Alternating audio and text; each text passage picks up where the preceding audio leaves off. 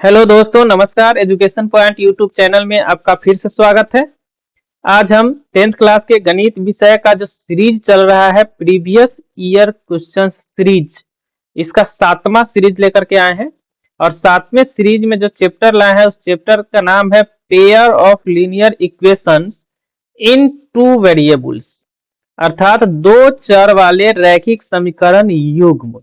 युग्म का मतलब रैखिक समीकरण जो जोड़ा में होते हैं। तो दो चर वाले रैखिक समीकरण युग्म के अंतर्गत कुछ क्वेश्चन लेकर के आए हैं। इस क्वेश्चन को हम लोग इस सीरीज में देखेंगे। ये प्रीवियस ईयर क्वेश्चन का 7वां सीरीज है, जो 7वां क्लास के अंतर्गत भी है।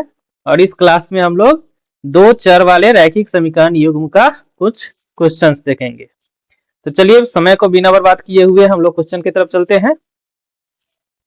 देखिए, सबसे पहला क्वेश्चन है, निम्न में से कौन x minus 2y equal to 0 तथा 3x plus 4y equal to 10 का हल है। अब जरा देखिए, x minus 2y equal to 0 है, और ये है 3x plus 4y equal to 10। जब भी इस तरह के दो चर वाले रैखिक समीकरण दिया हो और इसका हल यहाँ ऑप्शन दिया हो, x बराबर इतना, y बराबर इतना, जो भी ऑप्शन दिया हो, तो इस तरह के क्वेश्चन के लिए हम लोग पहले ये देखेंगे कि x वाला या y वाले में जो y का गुणांक और x का गुणांक जो है, दोनों में अलग अलग है कि ना कोई। जैसे इसमें -2y है और यहाँ +4y है, तो इस तरह के समीकरण रहेगा तो इस दोनों गुणांक को बराबर करके तुरंत जोड़ देंगे। जैसे इसको समीकरण 1 मानते हैं, इसमें अगर हम 2 से गुना कर देंगे तो 2 दूना 4y, ये भी हो जाएगा। इसको 4y है ही, तो इसमें हम गुना नहीं करेंगे। इसको समीकरण 2 मानेंगे, इसमें गुना नहीं करेंगे, मतलब 1 से ही गुना करेंगे, वही रहने देंगे।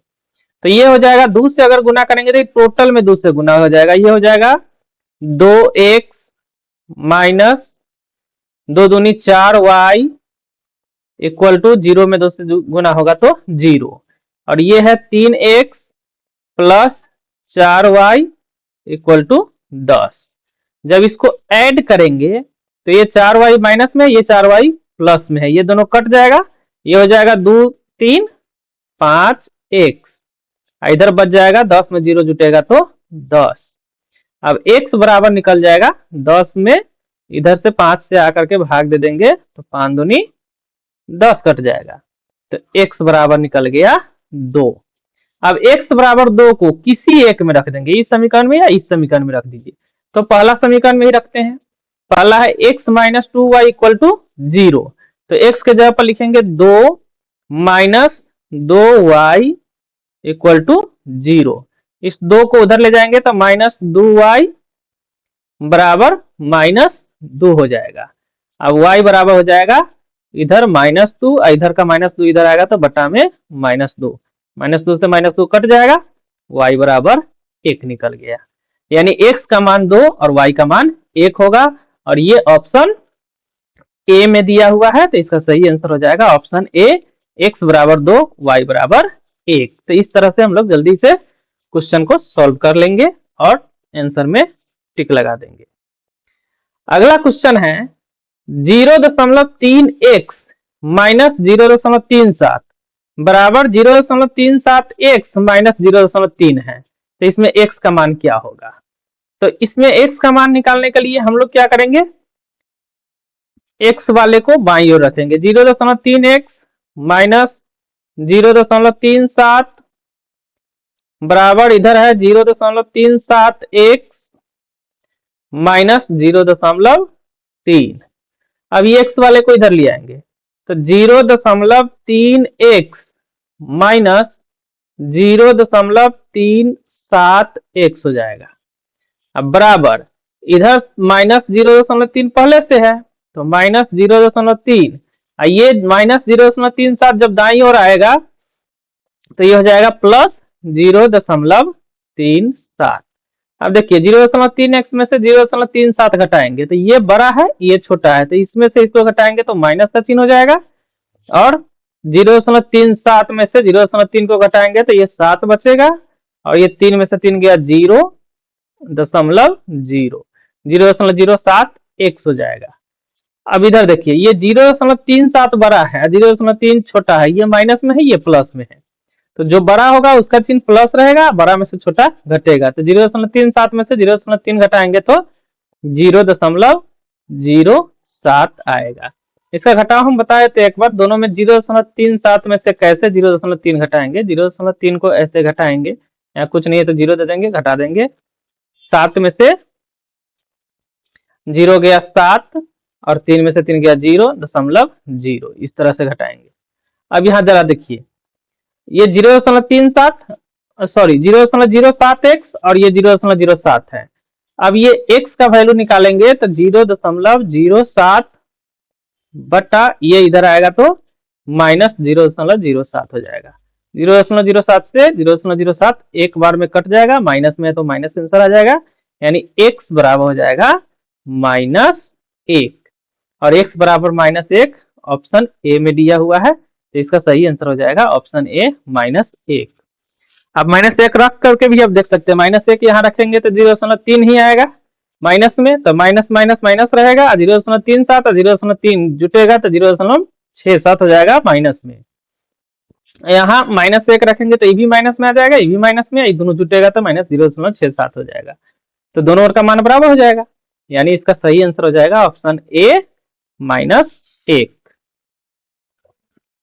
चलिए अगला क्वेश्चन है, एक रैखिक समीकरण का घात होता है। हम बता चुके हैं रैखिक बहुपद में, बताए थे कि रैखिक समीकरण या रैखिक बहुपद का नाम ही होता है एक घातीय समीकरण या एक घातीय बहुपद। रैखिक का मतलब होता है एक घातीय, और यहाँ रैखिक समीकरण है, इसका मतलब हो गया एक घातीय समीकरण। और एक घातीय समीकरण जो होता है, नाम से ही स्पष्ट है, जिस समीकरण का घात एक हो उसको एक घातीय समीकरण कहते हैं, तो यहाँ रैखिक समीकरण कहते हैं। तो कह रहा है एक रैखिक समीकरण का घात क्या होता है, तो एक होगा, एक ऑप्शन सी में दिया हुआ है, इसका सही आंसर हो जाएगा ऑप्शन सी 1। अगला क्वेश्चन है, यदि x, y में रैखिक समीकरण ax plus by plus c बराबर 0 के अधिकतम हल संभव है, अर्थात अधिकतम कितने हल होंगे। तो जरा देखिए, एक रैखिक समीकरण हो अगर दो चर वाले, जैसे यहाँ x एगो चर है, एक y चर है, तो दो चर वाले एक रैखिक समीकरण अगर अकेला हो तो उसके अनंत हल होते हैं, अनगिनत हल होते हैं। इसमें x का मान जितना रखेंगे y का मान अलग निकलेगा, फिर x का मान अलग रखेंगे तो y का मान अलग निकलेगा, इस तरह से अनगिनत हल निकलेगा। तो एक चर वाले रैखिक दो चर वाले रैखिक समीकरण अगर अकेला हो तो उसके अधिकतम अनगिनत हल होते हैं, और इसका अनगिनत ऑप्शन सी में दिया हुआ है। तो याद रखना है कि इसका हल अनगिनत होगा या अनंत होगा।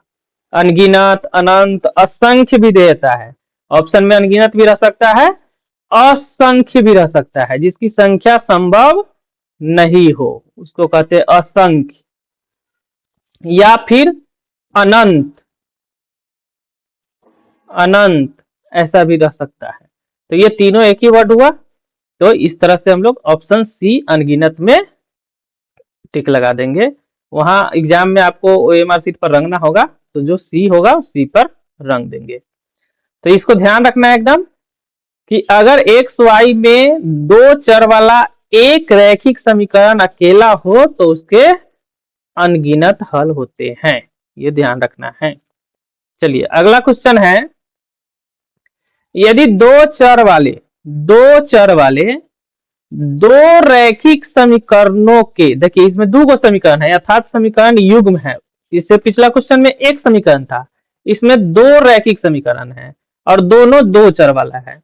तो दो चर वाले दो रैखिक समीकरणों के आलेख अगर प्रतिच्छेदी हो, अर्थात आलेख उसका खींचे तो एक दूसरे को काटे, इस तरह से आलेख बनेगा, और एक दूसरा ऐसे हो जो एक दूसरे को प्रतिच्छेद करे। तो जिस बिंदु पर आलेख एक दूसरे को प्रतिच्छेद करती है तो उसी बिंदु का जो निर्देशांक होता है x और y का मान, वही उस समीकरण युग्म का हल होता है। तो यहाँ दो समीकरण है और इसका आलेख एक दूसरे को प्रतिच्छेद कर रही हैं, तो इसके हलों की संख्या कितनी होगी? तो इसके केवल एक हल होंगे, जिस बिंदु पर एक दूसरे को प्रतिच्छेद करेगी उसी बिंदु का निर्देशांक उसका हल होगा। तो इसका आंसर हो जाएगा सिर्फ एक। ध्यान रखना है कि जब भी दो चर वाले दो रैखिक समीकरण युग्म एक दूसरे को प्रतिच्छेद करे तो उसके केवल एक हल होगा। चलिए अगला क्वेश्चन है, यदि 3x माइनस 5y बराबर 0 है और 9x प्लस 15y बराबर 0 है, तो x और y के मान क्या होंगे? इसमें मान निकालना है, क्योंकि अभी इस तरह का पीछे क्वेश्चन बता चुके थे। देखिए पहला समीकरण है 3x माइनस 5y बराबर 0, यहाँ है 9x माइनस 15y बराबर है 0। इसको समीकरण 1 मानेंगे, इसको समीकरण 2 मानेंगे।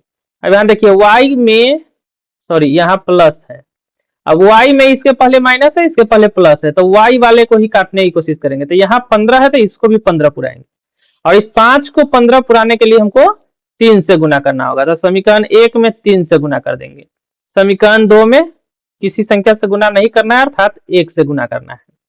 अभी 3 से गुना करेंगे तो हो जाएगा 3 तिहाई 9x माइनस 3 पचे 15y बराबर 3 में 0 से गुना होगा 0।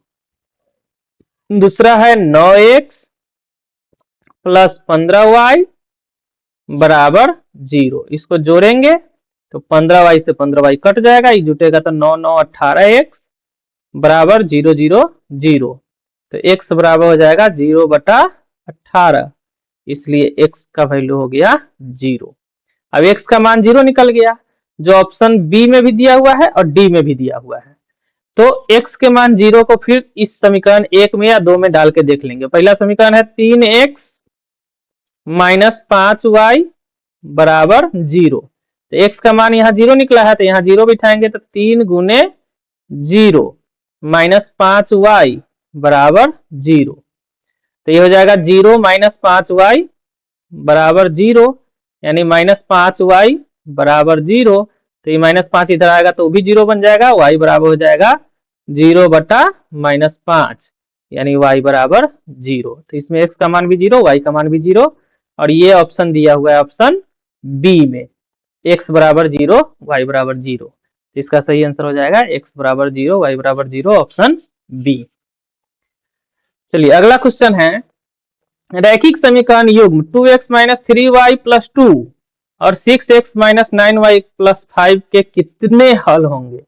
देखिए कितने हल वाला के लिए एक चीज ध्यान रखना है, जैसे पहला समीकरण जो दिया हुआ है, पहला समीकरण में इसको हम a1, इसको हम b1 और इसको हम c1 मानते हैं। दूसरा समीकरण में इसको a2, इसको b2, इसको c2 मानते हैं। मतलब x के गुणांक a1, y का गुणांक b1 और यहाँ अचर पद जो होगा वो c1 हो जाएगा पहला समीकरण में। दूसरा समीकरण के x का गुणांक a2, y का गुणांक b2 और c जो अचर पद होगा वो c2 मान लेंगे। और इसका 3 सूत्र होता है, याद रखना है। अगर a1 बटा a2 बराबर नहीं हो b1 बटा b2 के, तो इसके केवल एक हल होंगे, एक हल होंगे, याद रखना है। a1 बटा a2 और b1 बटा b2 आपस में बराबर नहीं हो तो c1 बटा c2 को देखेंगे भी नहीं, इसका केवल एक हल होगा, याद रखना है। लेकिन अगर a1 बटा a2 बराबर हो b1 बटा b2 को, तो इसमें c1 बटा c2 भी देखेंगे। अगर c1 बटा c2 भी बराबर आ जाए, c1 बटा c2 भी बराबर आ जाए, यानी a1 बटा a2, b1 बटा b2 और c1 बटा c2 तीनों बराबर हो, तो इसको अनगिनत हल होंगे। कितने हल होंगे? अनगिनत, अनगिनत हल होंगे। लेकिन अगर a1 बटा a2 बराबर हो b1 बटा b2, परंतु C1 बटा C2 बराबर नहीं हो, C1 बटा C2 बराबर नहीं हो तो इसका कोई हल नहीं होगा, कोई हल नहीं होगा, नहीं होगा। बस ये तीन को याद रखना है। अगर A1 बटा A2 B1 बटा B2 बराबर नहीं है तो केवल एक हल, A1 बटा A2 और B1 बटा B2 बराबर हो तो C1 बटा C2 चेक करेंगे, अगर ये भी बराबर हो गया तो अनगिनत हल। A1 बटा A2 B1 बटा B2 बराबर हो और C1 बटा C2 बराबर नहीं हो तो कोई हल नहीं होगा। बस ये तीन याद रखना है। अब जरा यहाँ चेक करके हम लोग देखते हैं। A1 का मान 2 है तो यहाँ हम लिखते हैं 2 बटा B1 A2 का मान 6 है तो 2 बटा 6, तो ये 2 बटा 6 अगर हम निकालेंगे A1 बटा A2 तो ये 2 तिहाई 6 कटेगा, 1 बटा 3 आएगा। अब B1 बटा B2 निकाल के देखते हैं तो यहाँ B1 का मान जो है -3 है तो -3 बटा B2 का मान -9 है तो -9, यहाँ भी माइनस से माइनस कट जाएगा, 3 तिहाई 9 कट जाएगा, यानी ये हो गया 1 बटा 3। अब जरा देखिए A1 बटा A2 1 बटा 3, B1 बटा B2 1 बटा 3, जब दोनों बराबर हो गया तो C1 बटा C2 भी चेक करेंगे। C1 है 2 और C2 है 5 तो C1 बटा C2 ये हो गया 2 बटा 5, ये नहीं कटेगा, ये 2 बटा 5 रहेगा।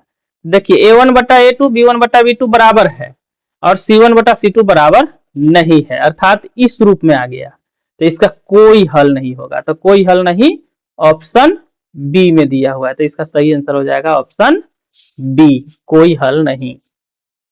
चलिए अगला क्वेश्चन है, यदि 2x plus 3y equal to 11 और 2x minus 4y equal to -24 तो ये हल दिया हुआ है, कौन सा सही होगा। तो इसको देखिए जरा, दिया हुआ है पहला 2x plus 3y equal to 11, यहाँ है 2x minus 4y equal to -24। अब जरा देखिए ये 2x ही मिल रहा है तो इस समीकरण को हम क्या करेंगे, घटा देंगे, ये भी प्लस में तो घटा देंगे ताकि 2x से 2x कट जाएगा। तो इसको सीधे लिख देंगे, घटाने पर ये माइनस हो जाएगा, ये प्लस हो जाएगा, घटाने पर चिन्ह बदल जाता है और ये प्लस हो जाएगा, ये दोनों कट जाएगा और ये प्लस 4 3 7y बराबर, ये भी प्लस है तो 24 है 11 35 हो जाएगा, 35। तो y बराबर हो जाएगा 35 बटा 7, 7 पचे 35 कट जाएगा, y का मान निकल गया 5। अब इस y के मान 5 को किसी भी समीकरण 1 या 2 किसी में रख देंगे तो x का मान निकल जाएगा। तो समीकरण 1 में ही रख देते हैं। समीकरण 1 है 2x plus 3y equal to 11, y का मान 5 निकला है तो 2x प्लस 3 गुने 5 बराबर 11, तो 2x प्लस 15 बराबर 11, तो 2x बराबर हो जाएगा 11 घटाओ 15, इधर से प्लस 15 इधर जाएगा तो -15, तो 2x बराबर -4, तो x बराबर निकालेंगे तो -4 बटा 2, 2 दूनी 4 कट जाएगा तो x बराबर हो जाएगा -2, तो x बराबर -2 और y बराबर 5, ऑप्शन डी में दिया हुआ है, ऑप्शन डी में दिया हुआ है x बराबर -2 y बराबर 5, तो इसका सही आंसर हो जाएगा ऑप्शन डी, x बराबर -2 y बराबर 5। अगला क्वेश्चन है, दो रैखिक समीकरणों के लेखा चित्र यदि संपाती हो, जरा ध्यान दीजिए, इससे पहले क्वेश्चन आया था जिसमें लेखा चित्र या आलेख एक दूसरे को प्रतिच्छेद करे, तो प्रतिच्छेद करे तो केवल एक हल होगा। संपाती का मतलब क्या होता है, जैसे एक लाइन है